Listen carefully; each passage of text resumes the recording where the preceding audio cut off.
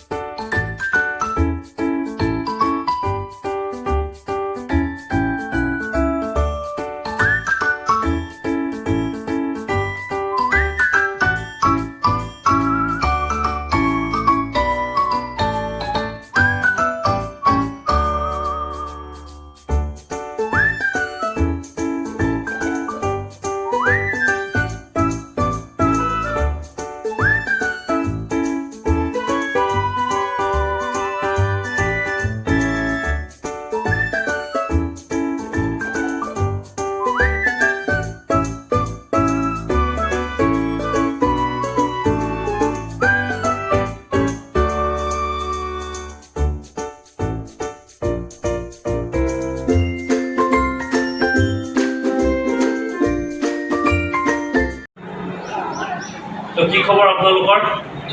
আজি আপোনালোকৰ মাজলৈ লৈ আছে rs200 মোক কেজনমান সাবস্ক্ৰাইবাৰে কমেন্ট কৰি আছিল rs200 দেখাবৰ কাৰণে তো একদম ব্ৰ্যান্ড নিউ লৈ আহিলো মোৰ একচুয়ালি আজি ডিলাৰটো কৰিব পৰা নাই ৰিভিউটো কাৰণ মোৰ স্বাস্থ্য ইমান ভাল নহয় তো এইটো কাৰণে তাপাই মাতাই দিলো তো বাইক আহি গ'ল আজি আপোনালোকক দেখাম তো স্কিপ নকৰা ভিডিওটো শেষলৈকে চাই থাকক rs200 এইখনে নতুনকে লঞ্চ কৰিছে এইখন ফেসলিফ্ট ভাৰ্সন হয় এটো 2023 Bajaj Pulsar rs200 ফ্ৰণ্টত আপুনি দেখা পাইছে সুন্দৰ প্ৰজেক্টৰ হেডল্যাম্প পাইছে প্ৰজেক্টৰ setup complete with LED guideline with প্ৰজেক্টৰ LED সেটআপ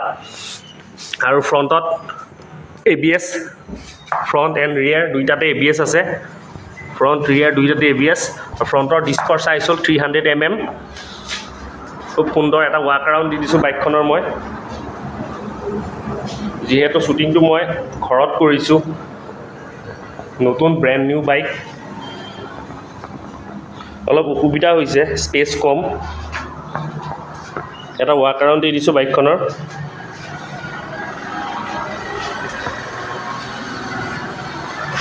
এটো কমপ্লিট ডিজিটাল সেটআপ আহিছে ইয়াতে গুটি খিনি ইন্ডিকেট কৰি থাকে সকলো টাইম কিমান কিলোমিটাৰ চলিলে কিমান ৰেঞ্জ আছে সকলোখিনি আৰু বাইকখনৰ ইঞ্জিন স্পেচিফিকেশনৰ বিষয়ে যদি ক'বলৈ যাও 200 cc ইঞ্জিন হয় এটো Bajaj Pulsar fuel injected engine আৰু এখনৰ ম্যাক্স পাৱাৰটো হ'ল 24.5 9750 rpm আৰু ম্যাক্সিমাম টৰ্ক হ'ল 18.7 নিউটন মিটাৰ 8800 rpm তো ওভাৰঅল মোক দেখুৱাই দিছো আৰু সন্মুখত দুখন গ্লাস দিছে সন্মুখত দুখন গ্লাস ৰিয়াৰ ভিউ গ্লাস এইখন ফুল ফেয়াৰ্ড বাইক হয় এখন ফুল ফেয়াৰ্ড বাইক একচুয়ালি এখন মানে rsতকে এখনৰ পিকআপটো বেছি হয় কাৰণ ফেয়াৰ্ড বাইক হয় ইয়াতে উইন্ড ব্লাষ্টটো ইমান নহয় আৰু ক্লিপ অন হ্যান্ডেল বাৰ আহিছে এটো ক্লিপ অন হ্যান্ডেল বাৰ পালসাৰৰ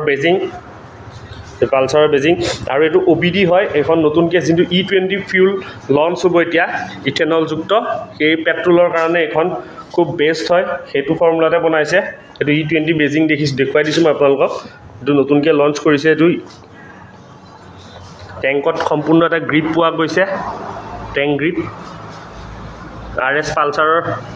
বেজিং বেকটো কমপ্লিট আপুনি LED সেটআপ পাইছে কমপ্লিট LED ইন্ডিকেটৰ মই একবাৰ জ্বলাই দেখুৱাই দিছো ঠিক আছে যদি ভিডিওটো চাই ভাল পালে লাইক শেয়াৰ এণ্ড সাবস্ক্ৰাইব কৰিব ধন্যবাদ